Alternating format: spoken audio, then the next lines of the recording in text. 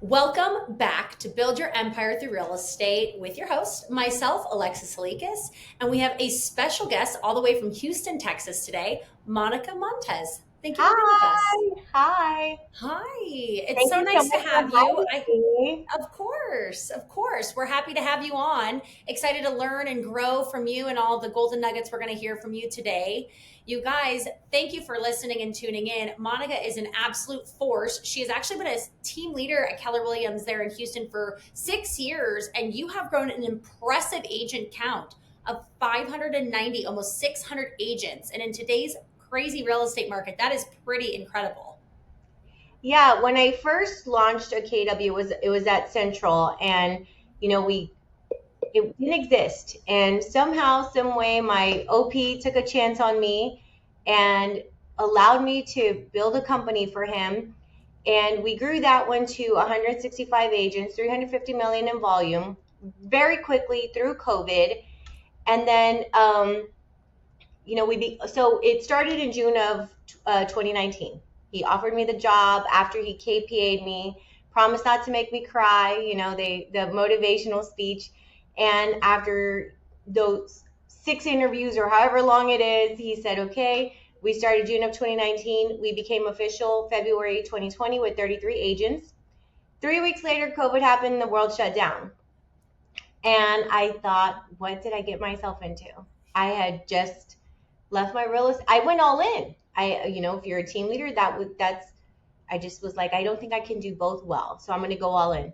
So after crying for 2 weeks and realizing I had to put my big girl pants on because I had people who believed in what we were going to build, by the end of 2022, we had 165 agents, 350 million in volume. And then I got what I call promoted to come to this $1 billion market center.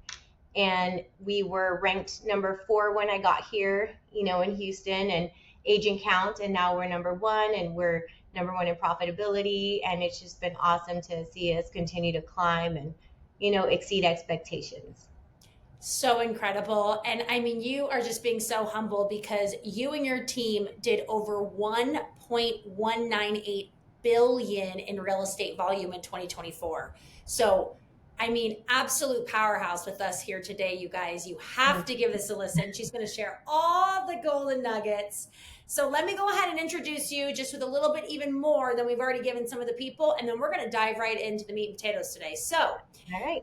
Monica, after an incredible journey as a top producing agent, Monica felt called to step into leadership, serving others and helping them reach their fullest potential. So, for more than 6 years, she has thrived as the team leader of Keller Williams Metropolitan, guiding one of the most growth minded and supportive offices in the region. Monica is deeply passionate about helping agents elevate their businesses, building lasting wealth, and find freedom through real estate and leadership. She leads with heart, faith, and a genuine belief that when people grow, everything around them grows too. Monica, welcome. Thank you. Thank Yes, you.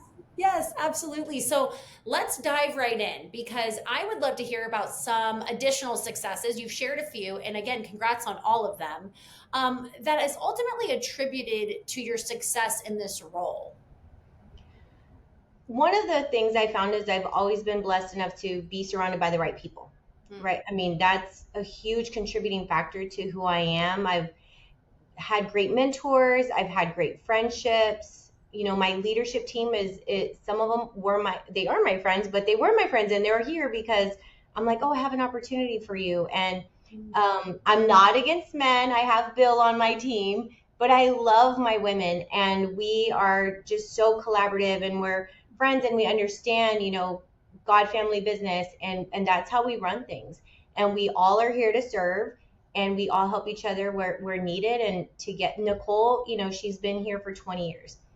She's the assistant team leader, and she's way smarter than me, and so kind, but I'm blessed enough that she's in my presence, and that helps me be better. And Bruce, I always thank God for blessing him so much because it allows me to see what's possible. My coach, Justin, like there's just, it's like, I am like, it takes a village to raise Monica. And, I and love through that, I'm able to help others be successful. I love that so much. And it sounds like you've invested a lot of time and resources and energy into yourself as well, which will allow you to lead at, I'm sure, a much higher level, right? Yeah, I focus on trying to read 66 books a year. Some fiction, some fun, at least one money book a month, right? Because wealth building is the biggest gift KW teaches us. And I'm always learning. I always know that I don't know a lot, and just wanting to be the best version of myself so I can help those around me. We do book club here at the Market Center. So far this year we've done Let Them, From Trash Man to Cash Man. We're doing The Mountain Is You. Veronica Barefield's an amazing operating principal, and she mentioned 4 books today that she did with her team in our region meeting. Ordered them. They'll be here tomorrow, and we'll breeze right through them and put some things into effect right away once we read them. So I'm always just like, there's a better way. There's a better way. Yeah. Yeah. And what I love what you just said there is there's a better way. It's not a different, it's just a better way, maybe for you, where you are, where your team is, where you've grown, where you've developed. And you're not trying to reinvent the wheel. So you're just out there learning what has worked for others and modeling, which is something huge. We obviously always talk about in leadership and coaching, right? Yes. I Yeah. love that. Go ahead. No, I was just gonna say, it's just there's so many great people in our ecosystem, and the great thing is that we're all willing to share. And even though I think, I just mentioned Veronica, she's one of the best people ever. She's bringing her team to come and shadow me on Thursday, and I just think we're so blessed to have each other in this world, in this KW world. So true. I have got to ask because I am curious, selfishly, your best financial book you've ever read that is a must read for every single person listening on this call. Ooh, that's a great question. Well, I do love Trash Man and Cash Man. That's the latest one we just read.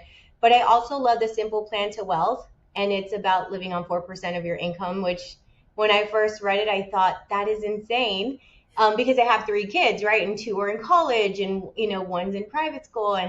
But then when I really sat down to think about it, one of my goals is to just cut down to live as minimal as possible. Food is always going to be probably a huge expense because I like organic and I like to eat healthy-ish, but for the most part, I'm like, everything else is just a want and not a need. And if you focus on, the short term, what do you call them?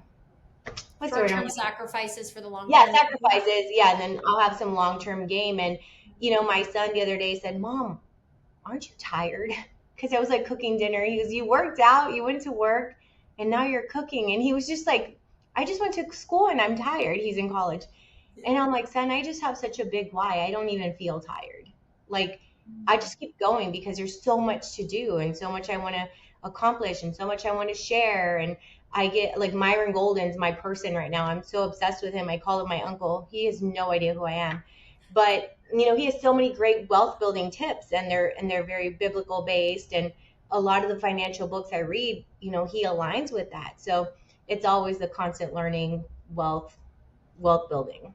I love that. And how appropriate for a podcast called Build Your Empire Through Real Estate, right? I Yes, mean, it's just, yes. yeah. If anybody were listening and wanting to get into potentially real estate investing and maybe save and live off of 4% of their income, what would be your first tip for a real estate investor, whether early to the game, in the middle, right around there? Well, my first tip would be get your real estate license, and then get your home and sell your first 2 homes so that you can contribute the third one, all your commission, to helping you purchase that home, right? Because we allow you to do that when you're an agent with KW. And then just do the move up program. That's, to me, the easiest way. Yeah. We've moved up, and then we've sold, and then we've used that equity to purchase other homes, and they've all been thankfully good investments. I've moved like 6 times in 9 years or something, but it's moving up and then using that equity for other things. And so we're about to buy a condo right now with equity that we just had from selling our last property, and it's so much easier than I thought it was. Yeah, I love that. Great advice. Great advice. So, in this role in particular, you're leading, almost 600 agents, right? Oh, almost 2 billion in annual sales volume. What is one thing that you do consistently that has allowed you to ultimately like build trust with all these agents and get to where you are today? I think it's just genuinely caring. It is number one. I stay in relationship with them. They know they can count on me, even if they've left, right? Sometimes agents leave. I'm bringing back $100 million producer this week because no matter what, I stayed in touch with him. We stay in touch with our people. We know when someone's battling cancer. We know when someone's going through a divorce. It is very business driven, this business, but they're also, here's like, I picture it like my home. It's a rough life out there. So let's make it a safe space here. And with that, we know they wake up every day without a paycheck. So we have to be here to serve them at the fastest and highest level as possible. And it just shows. I had a lady she had to move to another KW, and she's like, it's great, but it isn't y'all. Like, y'all hug us and you love us, and we send the notes and we acknowledge special things, and we're not perfect by any means. There's no perfect brokerage out there, but I can say the team that we have really works, at an A+ every single day. Yeah.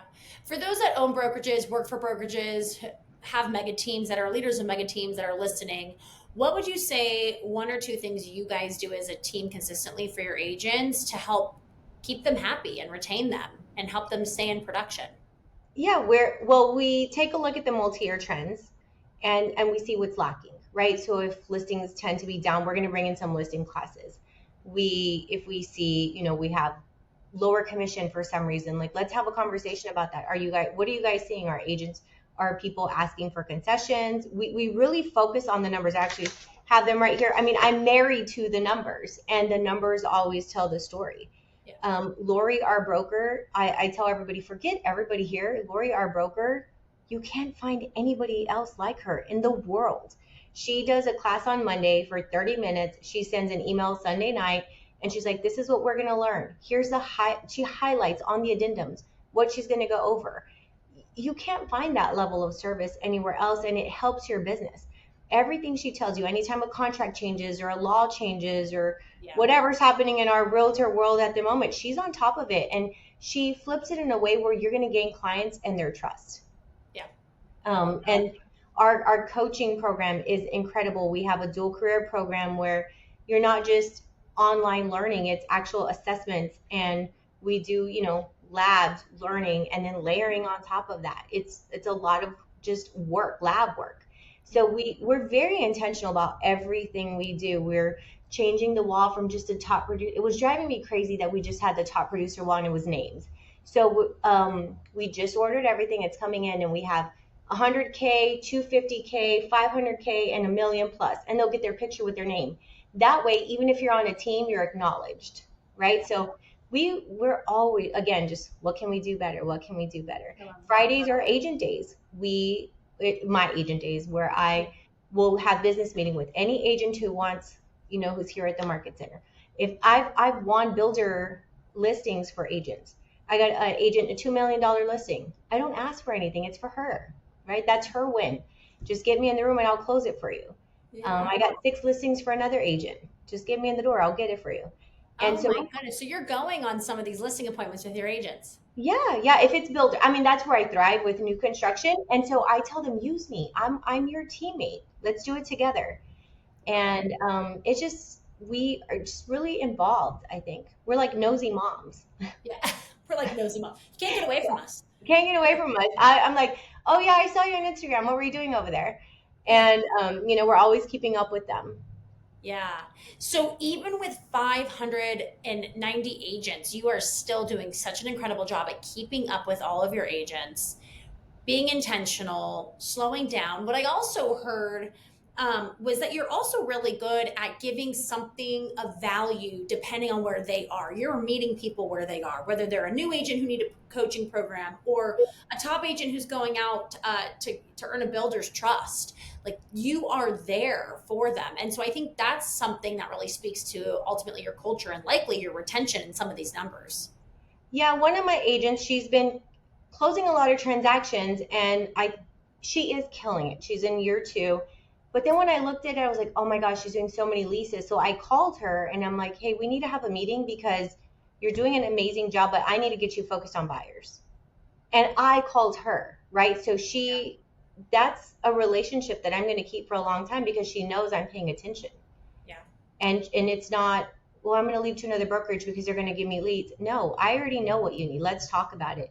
So we try to stay in front of their problems at any given time. If we know somebody is having a hard time and they can't pay their bills, we call them and we say, Yeah. hey, we know your husband is sick. We noticed you're behind. We're going to go ahead and pause this for a little bit and let's help you reset. What can we do to help? Yeah. So we just stay in front of, and it's a whole team effort. Lisa, our friend Des, has been here for 20 years. She knows everything about everybody. And so she tells us, so and so's in the hospital. Let's do this. Let's do that. I mean, we just have such a great team. And then something else, Paul, that I do that may not be as fun to talk about is if somebody's not working on our team, I just say, how can I help you find your next opportunity? And I've helped put people in other positions where I feel like they can win so well. And like I'll have an old builder friend or an agent where I'm like, this is a great person. They're just not great on our team. They Yeah. need to grow. And I keep those relationships too. I love that. And yeah, coaching people into better opportunities for them. Yep. Right? No, I think that's fabulous. You've mentioned a few times a question I get from a lot of leaders within, especially the KW ecosystem, is I wish there was a model or a playbook for depending on your agent count, you knew exactly on staff or leadership to have, right? Yeah. And so I'm curious, at what point, who's on your team now at 590 agents? Let's talk about leadership now. And what did it look like to your knowledge, maybe 6 years ago when you guys were less? I would love to hear a little bit about that. So who's on your team now and what did it look like when you were less? There was actually more people back then than there is today. We've learned to just run lean and with intentionality, and we're very hyper focused on agent service and experience. So right now it's Nicole and I. She's the assistant team leader, and we both have VA. She just got her first one. We were sharing one before. So Melody's my cyber princess, and she's been with me for 4 years. So she does a lot of the warmer calls or colder calls, and then I get to focus on referrals because that's how I get most of my business. And then Jen does onboarding, and then we have Evie. We have two people in accounting, Evie and Amanda, and then we have our broker Lori, and Angie's her assistant, and George does compliance. And then in our coaching department, we have Bill, Bell, and Jason. And Jason's dual career, and Bell and Bill. Yeah, I'm like, say that fast. Yeah, right. They actually divide and conquer because they have about 150 people in that program. So Bill does a lot more of like the teaching, and Bell does more of the coaching and one-on-one appointments. I mean, they're both truly coaches, but she does more of the one-on-ones, and she kind of likes the nuances where Bill's more of like the overview. Give me the cell. He likes to do cell psychology. And then Paloma does our agent marketing and our marketing on our company. Oh, okay, nice. And so then we have Lisa, who's the most important part and holds us together, but she's only here Monday through Thursday. I've offered her double to work on Friday, and she said absolutely not. But that's our team, and it's just, I don't know, it's just such a blessing to work with people that you genuinely, truly love and care about. And Jen and Evie, our kids are in the same grade at the same school. So we're like always together. It's truly just a family. Yeah. Even though they say you shouldn't say your work is your family, but I'm like, I don't have a choice. Our work is our family. Yeah. And then you have the OP, Bruce, and Corbin's our chief of staff. And she's super smart. Anytime I'm going to have some kind of a meltdown or something, I'll call Corbin and she'll like, it's okay. You have to have those people that just kind of are your wall to bounce off of. And so again, great team. Great team. Good size, but Yeah. I definitely heard lean and mean for sure. I'm sure there's some mega agents who are listening right now going, oh my gosh, I have more people on my team, right?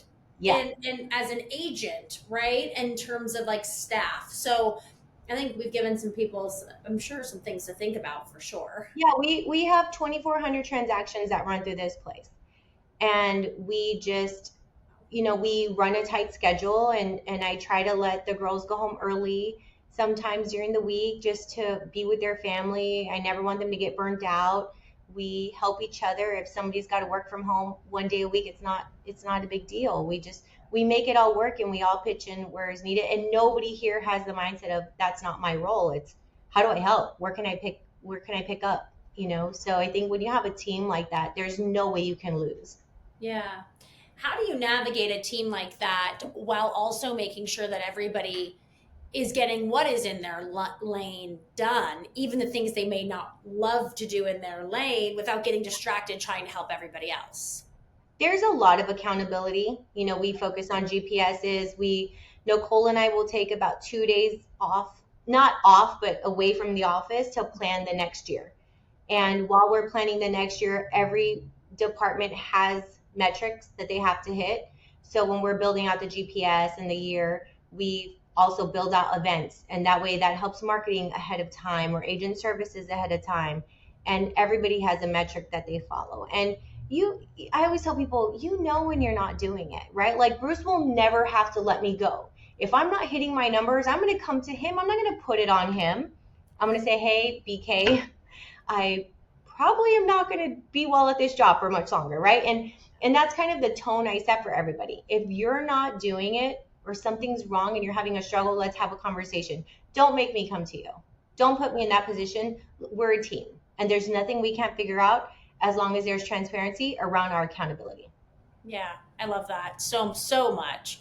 We've talked a lot about retention, and you guys clearly have that dialed in. So thank you for sharing a ton of really great things that you've addressed and different strategies. Talk to me a little bit about growth, because it is very impressive. You guys year to date have grown over 154 agents. Tell me a little bit about some of the strategies you lean heavily on when it comes to attracting that much talent in a given year. Yeah, again, a lot of them are referrals. I know that sounds like just so cliche, but we track everything. We track all of our numbers. We do have a relationship with Champion School of Real Estate, so we will get some people from there. But a lot of our capped agents who come it's just relationships. And even when I just had an appointment today, and I thought, some people want to shadow me and they would die if they heard that meeting, because I didn't do a needs analysis. It was more of like, let me just get to know you. And the conversation is so natural. And her and I will have a relationship for a very long time. I have relationships with brokers all throughout Houston, even what would be considered my competition. And there's times we call each other and we're going up for the same agent, right? And either one will work. I've always had an abundant mindset. I don't have to have them all.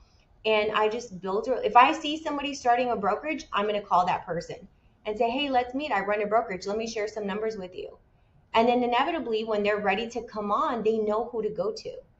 And it really is just true relationships. You have to put yourself out there. You have to network.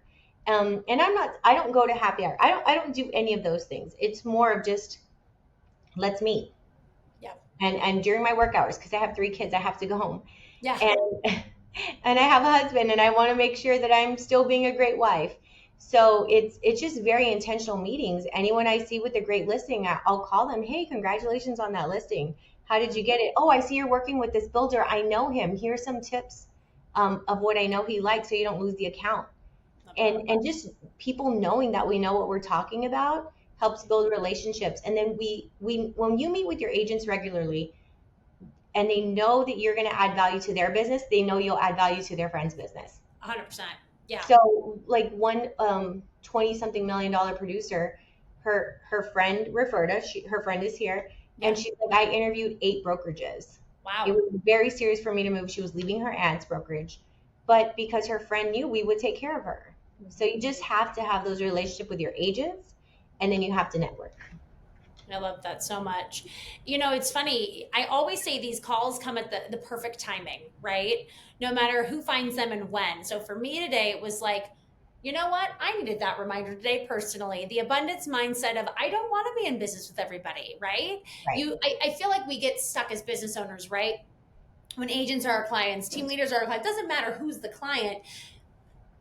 I believe that people who are unhappy are typically a little bit more vocal than those that aren't, right? And that makes it hard for leadership at times, because a lot of what we're navigating is people who are upset, right? And sometimes it's not even within our control. And sometimes it's after us trying so hard to do everything right by this person. And something you just said, coming from an abundance mindset that I needed to personally hear today, so thank you, is I have an abundant mindset and I'm okay. And we are not for everybody. And it is a reminder that we don't want to be in business with everybody. Right. And I love that you have been able to grow a large brokerage, right? Like nationally, what's considered a large brokerage, and still have those relationships and attract the talent that you do want to be in business with. While what it sounds like, after doing everything you guys can, if somebody doesn't want to be there, it sounds like to me, Monica, you have built such an incredible business that you're like, you know what? Okay, we respect that. We'll stay in touch, but we have done everything we can. Yeah. And if it's the right person, right? I will say it's been very rare that we're like, we don't want you back. And that's always a small case, but for the Yeah. most part, we're like, hey, go and see if it works for you. Or if somebody comes to me and says, I want to change brokerages, I'm like, let's run the numbers. Let's find out why. Let's dig in deep. The amount of times I've run numbers for my own competition, and it's just coming from contribution to say, I understand why you may feel like this might be a good switch for you. And if you need to go. Our door's always going to be open for you. You can still come to training. We can still help you. Still schedule a Friday meeting with me if you need to. Because sometimes people just need that freedom. Yeah. And then they know they can come back. And then again, like when somebody opens a new brokerage and you call them and say, hey, you may need someone you can talk to and I can be that person for you. And you build trust and a relationship with someone who is quote unquote your competition. When they hear of troubles in the industry, they'll call me. Hey, this brokerage is shutting down. Make sure you call their people. I mean, that's been just something I could have never even imagined. I call them my real estate angels. I have a handful of them. And we will help each other and give each other scoop, even though we're supposedly competition. Yeah. Such a collaborative environment. It's great. Yeah. I'm curious. Tell me a little bit about, for lead generation, tell me your three biggest pillars. You've been in it now 6 years, and I know a lot of people that are listening right now have not. So tell me your three pillars of lead generation in your first 2 years as a team leader, and now what it looks like.